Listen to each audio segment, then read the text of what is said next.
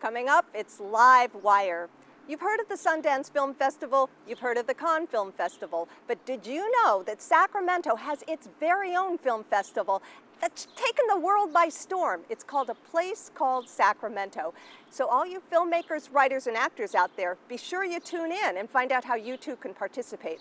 Also on the show is Matt Van Donsel for Sacramento Tree Foundation, here to talk about Sacramento's drought and the effect it's having on our beautiful trees here. So you might want to stay tuned for that. Sit back, relax, put your feet up, take your shoes off first, and get ready for LiveWire.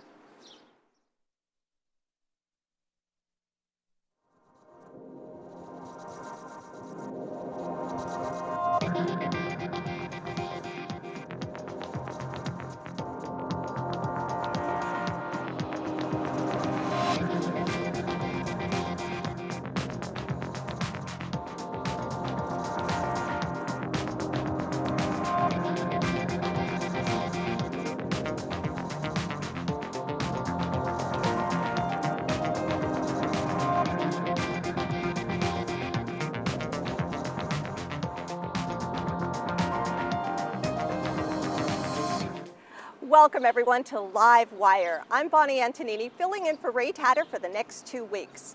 Now you might notice that the set here at LiveWire looks a little different.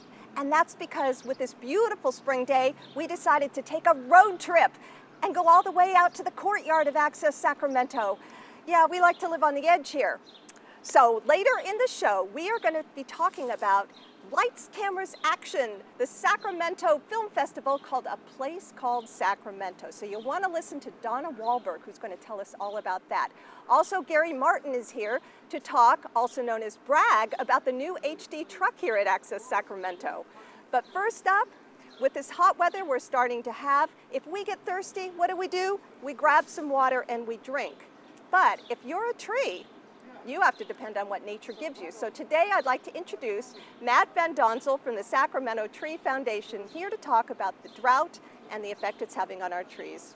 Welcome, Matt. Thank you very much for having me and the Sacramento Tree Foundation. We appreciate it. Well, so the drought, it's a real thing, right? It is definitely a real thing, and we had a lot of great rain this winter in our El Nino, but you know, it still didn't bring us out of the drought. It helped a lot, but we're at the foundation bracing and realizing that we still need to conserve water and take special efforts to make sure that we water our trees, especially if we stop watering our lawns. Now, how long has this drought been going on? Oh, I think we're on year 5. Is that? Wow, Yeah. I don't know. It seems like it's been going on an awful long time. At first, it seems like we thought, well, it's just a bad year. Yeah. Next year will be better. And I think that's what we keep thinking. Next year will be better and keep hoping. And this year, like I said, we did have a lot of good rain this winter, but definitely need to take some precautions. And the governor, I know, has stressed that we need to keep conserving and do our best. So yeah. Now, have the trees been affected? Oh, definitely. I mean, we're seeing it all over Sacramento, and it's hard to tell. You know, some of our trees might be just naturally aging out, but this drought might be speeding up that process. A big issue that has happened is with the cutbacks in water, a lot of trees got used to being watered by sprinkler water in your yard. Well, the thing is that when that's cut off, those roots are near the top of the soil, and since they're dependent on it, they're going to expire much more quickly than a tree that's been deep watered, where their roots are deeper in the ground and can find other sources. So, which trees are you finding are having the most detrimental effect? I can't really name a specific one, but because they're all being affected. You know, redwoods especially, because of the fact that they're more coastal trees and they have an ability to absorb water through the foggy mornings that they get in the bay and on the coast. They can't do that here because we don't have that. So we see a lot of people calling us and have a lot of people calling us saying, hey, what can I do about my redwood? And the truth of the matter is that, you know, those are water needy trees, and you're going to have to give that guy a lot of water for it to survive. Those are being hit really hard. Now, what is the way to properly water a tree, especially those giants like that? Great. That's a great question. So a younger tree, I'll start with that. One of our biggest programs is Sacramento Shade. It's in partnership with SMUD. With a younger tree, they're a little bit easier to water.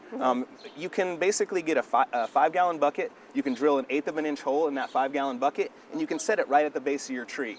And you take another 5-gallon bucket, maybe you're conserving water by filling up the bucket in the shower, and then you can bring that bucket to that tree 2 to 3 times a week, and 5 gallons 2 or 3 times a week for a young tree is great. And if you do that for the first 3 to 5 years of the tree's life, it's going to get those roots growing down because that water's soaking in slowly with an 1/8 of an inch hole in the bottom, and those roots are growing down instead of out because it's getting watered by a sprinkler.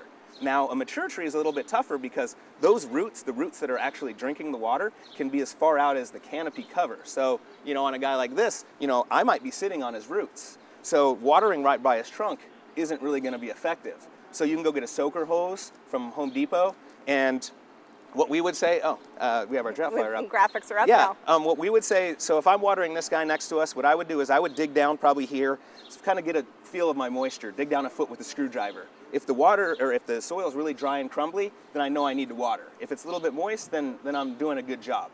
So what we're gonna do is we're gonna put the soaker hose out, we're gonna go ahead and water it for an hour or two. It's gonna be a really slow trickle, and we're gonna move that a couple of times around the tree as far out as we can get to get those water drinking roots. So just 1 hour? 1 to 2, it just depends. Okay. And so then what I would do is I would do that as a test. I'd come back out 4 or 5 days later, dig down in a different place. If my water is moist, then I did a good watering. Okay. If not, then you're gonna have to crank it up to maybe a 2 or 3 hour time period. Now a mature tree, once or twice a month of doing that is gonna go a long way to making sure he survives and makes it through. Yeah, oh, that's for sure. pretty amazing. The difficult thing is that a lot of our trees in Sacramento are right near a street, and a lot of those roots are underneath streets, and it's a difficult time for Sacramento trees, especially with how close everything is. And we just got to do our best and let people know that if you're going to stop watering your lawn, take extra care and try and make sure that those trees stay alive because they give us so much benefit-wise. Well, do you have a website that if people have more questions that they can go to? Yeah, for sure. Our drought flyer, or any drought information you can find on sactree.com/drought. And another good thing right now that you can do is you can take extra efforts to make sure we're planting the right tree in the right place. And if you get one of our trees from SMUD, we help you do that. Well, if you're going to try and do your own thing, we have a nice guide that we just created called the Shady 80 that's 100% online that you can actually search like if you want a tree a certain height, or if you want it to be a certain color in the fall, or if you want it to be certain drought tolerance. It's a searchable guide that you can actually access on our website. If you go to sactree.com/trees, you can link to the Shady 80 guide, and it's a searchable, you can click on all different kinds of things and it'll give you the trees that you're interested in. It's kind of like a dating site for trees. A little bit. You just put your parameters, like long trips on the beach or something. Likes pina coladas, stuff like that. Yeah, for sure. Perfect. Well, that sounds really interesting, and I hope people go to that because it's a concern. We are a city of trees here. We are, and we have to keep that moniker, and it's our essence of Sacramento, I think. Absolutely. Yeah. Well, thanks, Matt, for joining us today. Thank you very much. I'm as concerned as everybody about our beautiful trees here, so and hopefully people will take it into account. Thank you very much, and feel free to reach out to us anytime. Thanks. All right, we are going to take a break, and in 1 minute we're going to come back with the Executive Director here at Access Sacramento, also known as Gary Martin. We'll see you in a minute.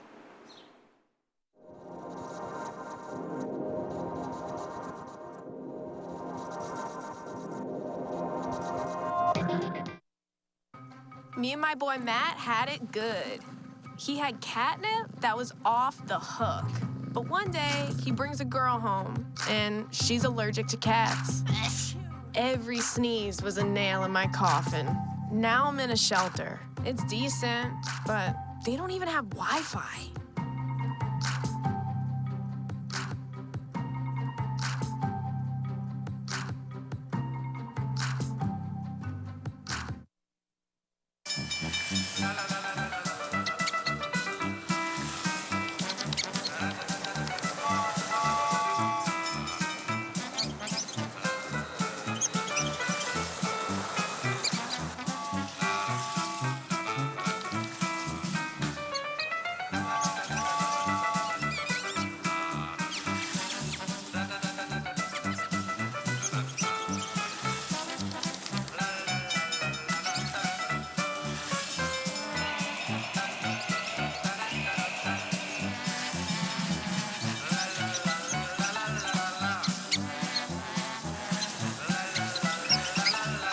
Will spend 15 minutes watching online videos like this one. Brushing for 2 minutes now can save your child from severe tooth pain later. 2 minutes, twice a day. They have the time.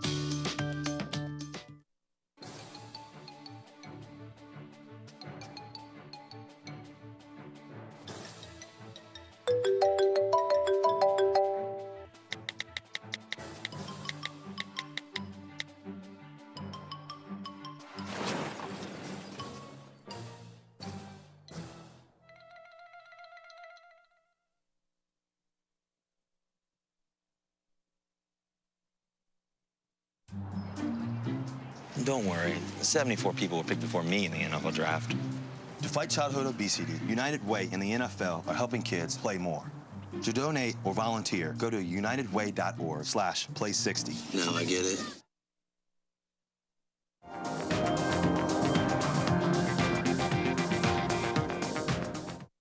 That's what's happening. Welcome back to LiveWire. Later in the show, we're going to be talking about a place called Sacramento. But first up is our executive director here at Access Sacramento, Gary Martin. Welcome to the show, Gary. Thank you. It's nice to be back. Now you're here to brag about the new truck. Yes, it's wonderful news because the Cable Commission funded us with some brand new technology, a high-definition remote broadcast truck to replace the converted RV that we've been using for more than a decade. So it's very exciting. Over my shoulder is where that truck is, and Wow. it's really an exciting thing. Well, I understand there's a little video that you made to show us the insides of it. So we probably should get to it so that we can talk afterwards. So take it away, video people. For as difficult as it is to do television in a TV studio in a building, it's just as complicated to do that in a remote production vehicle like this one. But we are so delighted to be able to invite you into the control room of the new HDTV Access Sacramento remote truck. I'm standing at the technical director's position for the person who would operate the video switcher, be able to move from camera 1 to camera 2, much the same way that you would do it in a regular TV studio, moving from the shot of a quarterback to the shot of the sidelines in creating a television production. But the video switcher is just part of that, and it's also nice that it's all high definition. As you look at the monitors that are up above, you can see that those monitors are also in high definition. This is what's called a multi-viewer, and that very large HD TV screen is actually showing us as many as 16 images at any one time. Coming down the control panel here, past the switcher, you get to where the director sits, the person who says, "Ready camera 1, take camera 1." And that person sits here. They have an intercom system that allows them to talk to up to 4 different hardwired channels at a time. Many times it's cameras on one of those channels and engineers on another. There's also 2 audio channels that are remote broadcast for transmitted, so that you could talk to field talent or be able to talk to engineers out in the field. And then here in the sunlight of this corner is where the instant replay machine is. This is a NewTek 3-play that allows us to run slow motion and other instant replay kinds of things for sports. But here in the control room, it is air conditioned, and it's a beautiful place to be for up to 6 or 7 people at any one time in this very small space. But over on this side, we have in the far right the character generator, the device that puts text on the screen. And the 2 people here are getting ready for a broadcast coming up when we broadcast at 6 o'clock for A Place Called Sacramento and the 17th annual launch of that process. Then there's some engineering functions. The intercom controls are next. And then here where you see the slots and the kind of play record device is where we have the Blackmagic hyperdecks that record standard definition and high definition. Also allow us to route anything else that someone might bring to us off a flash drive or a DVD and put it into our channels. And then on the far left is the control systems for the camera controls so that they are exposed properly, have the right color. Engineer Richard Langley sitting there, he's going to give us a wave. And it's of course very exciting for us to have this high definition vehicle. We've moved now into a completely different room. Behind this wall is where I was just standing in the video area, and now we've come over into the audio area, which is very much like a closet. But the fact is that the audio operator can now see all of the different operations and now has this beautiful 28 input audio board that is all ready to go for doing concerts and other major events in Sacramento County. And to give you an idea that it is actually working, this is the microphone pot that is on right now, and it's set for my voice. But if I keep talking and Jim brings that down, you Can't hear it anymore because he's brought it down and my voice went away. So we are a live broadcast, essentially taking this live microphone in the audio board. And it is kind of cool because the board is automated in a variety of ways to do things that are really kind of fun. And of course my microphone I think is still going off and all of that, but it is automated and can be programmed to do all of the things that you need to in a full-on HD TV truck. And the beautiful part about all of this is that, the broadcast that you're seeing right now is coming out of this vehicle. And Access Sacramento couldn't be more proud to have this new treat for Sacramento County viewers. Very sweet, Gary. Yes. Very sweet. It's exciting. Okay, well, now what are the big plans? Well, the HD truck will be here permanently in June, and we will at that time begin the process of doing Hometown TV and Game of the Week events. We do about 50 events every year, about 25 sports and 25 other community events, parades, workshops, panels, all sorts of different things. Gosh. And we're out in the community almost once a week. Really? So it's kind of like LA and Hollywood kind of thing. Well, it's just like Sacramento, and we do a lot of events with the truck, but now it's going to be nice because it's all high definition. Yeah. And we just can't be more thankful to the Sacramento County Metropolitan Cable Television Commission for getting the cash, essentially the money, to make this happen. Exactly, have something new and great learning experience for people. Right, and to be documenting events and getting the voice of Sacramento out into the community even more, but now with a real quality remote truck. Fabulous. So now you're also, later we're going to be talking with Donna Wilberg, but you are also involved in a place called Sacramento as well, correct? So it's our 17th annual, a place called Sacramento Film Festival. It launches at 6 o'clock tonight. Yes, just in about 42 minutes. We'll be going live again on our channel with that event. And it's very exciting. We're going to introduce 10 original filmmakers that will be making the films for the world premiere coming up on October 8th. 10 original place called Sacramento films coming up. Well, that's a tease if I've ever heard it. So thank you, Gary, for showing us all about the truck. And we will see you in another minute or two after this short break with Donna Wilberg, who's going to carry on the conversation with about a place called Sacramento. Easier said than done. We'll see you in a minute.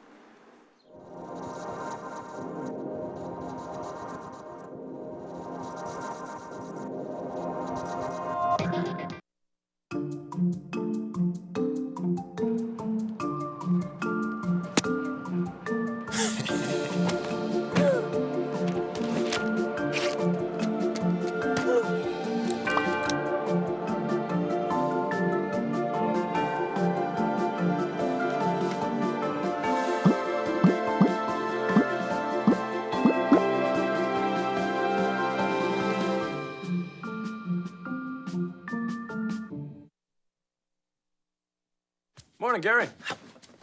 We are GetSchooled.com. You want a college education, don't you? You know you do. That's why we're here. We're free and here to guide you through every step with attendance. Gary, financial aid forms.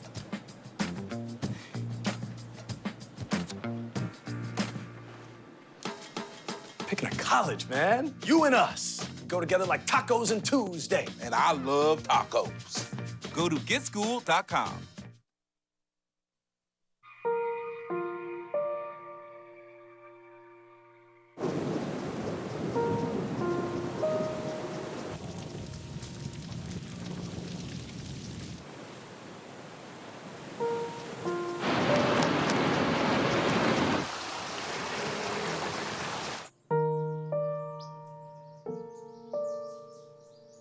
Don't wait. Communicate. Make your emergency plan today. Did you know kids who play outdoors have healthier lungs? Totally. Did you know that boys that play with dolls make better husbands? My son has lots of dolls.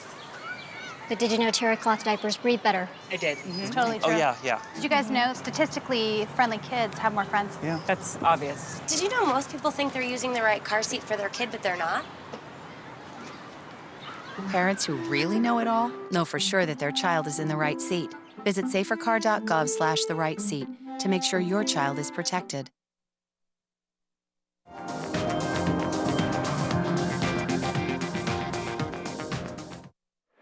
Welcome back to LiveWire. We've got the paparazzi circling up because a place called Sacramento is going to be talked about today. Cast and crew call. We're going to find out from Donna Wilberg, who I'm going to introduce right now. Welcome to the show, Donna. Hi, Bonnie. Thanks for inviting me on today. Well, thanks for coming. And just before we get away to a place called Sacramento, you might recognize Donna because she hosts, tell us. Paranormal Connection and the Story Connection. Perfect. All right. So now a place called Sacramento. How long have you been involved with that?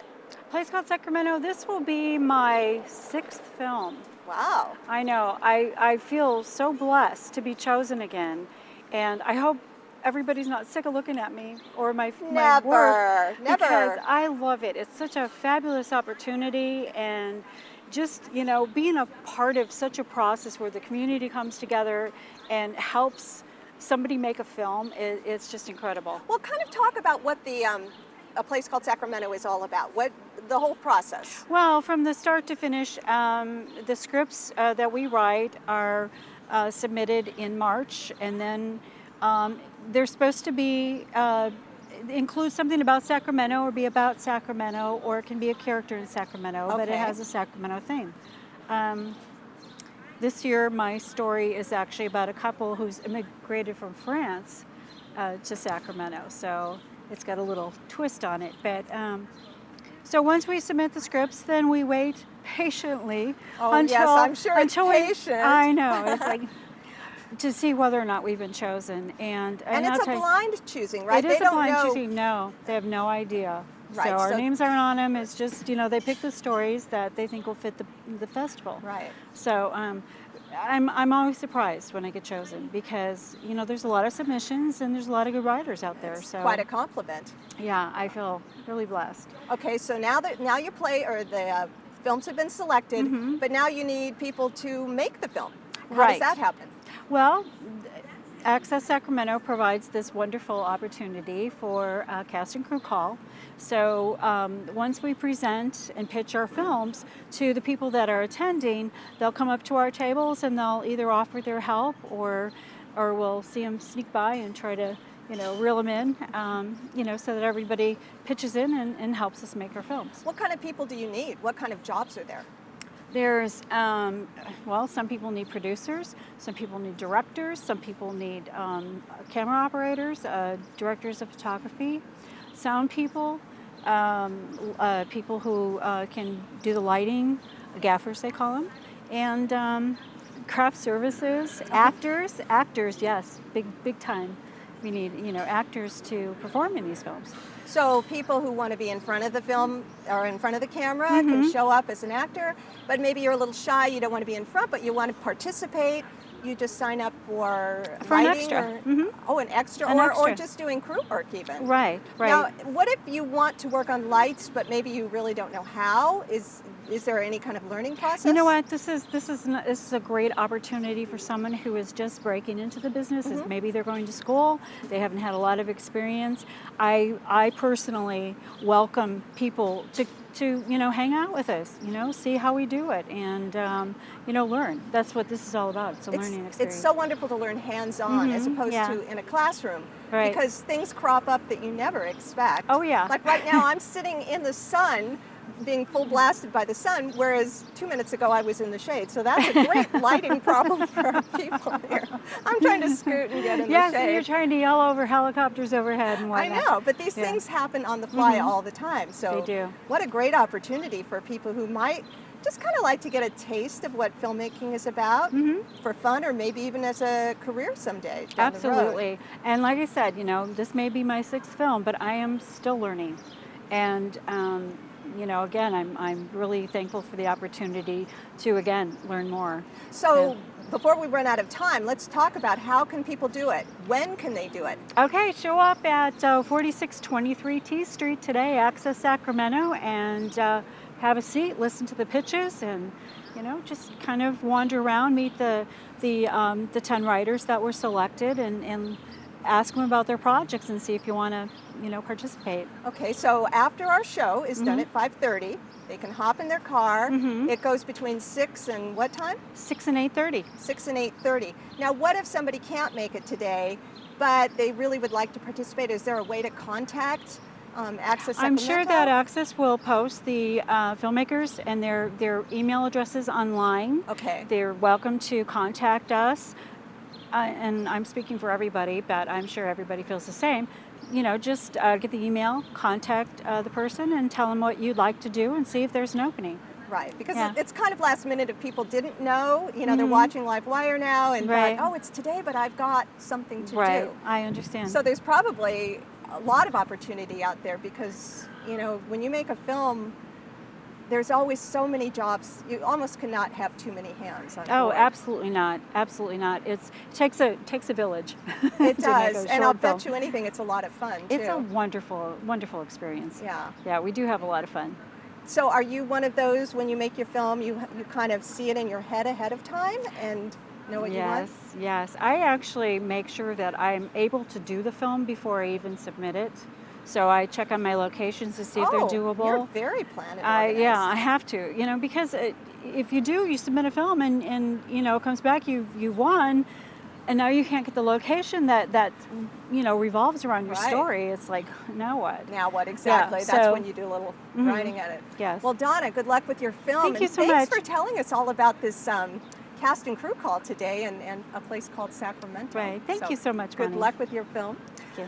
Thank you, everybody, for joining us here on LiveWire today. I'd like to thank Gary Martin, Donna Wilberg, and Matt Donsel from the Sacramento Tree Foundation for being my guests. And finally, I'd like to remind everybody that tomorrow night is the final game in round 2 of the Stanley Cup playoffs. Our San Jose Sharks are in it. Go Sharks, smash Nash, play like we know you can.